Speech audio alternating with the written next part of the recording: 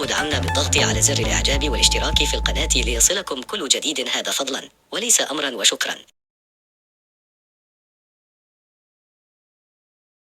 أوضح الدولي المغربي السابق المهدي بن عطية أنه سيبذل قصارى جهده لخدمة فريق أولمبيك مارسيليا الفرنسي لكرة القدم بعد تعيينه بشكل رسمي كمستشار في النادي الذي دافع عن ألوانه في بداية مشواره الكروي.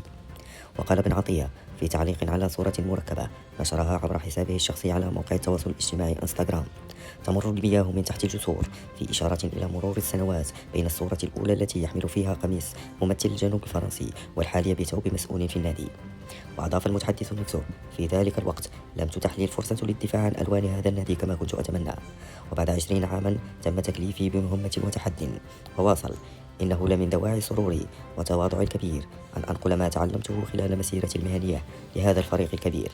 أنا على دراية بالموضوع وسأبذل قصارى جهدي لأضع نفسي في خدمة هذا النادي العظيم ألا وهو أولمبيك مارسيليا.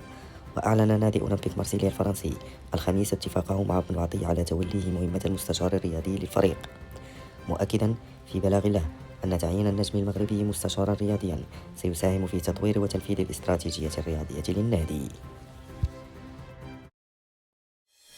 المرجو دعمنا بالضغط على زر الإعجاب والاشتراك في القناة ليصلكم كل جديد، هذا فضلا وليس أمرا وشكرا.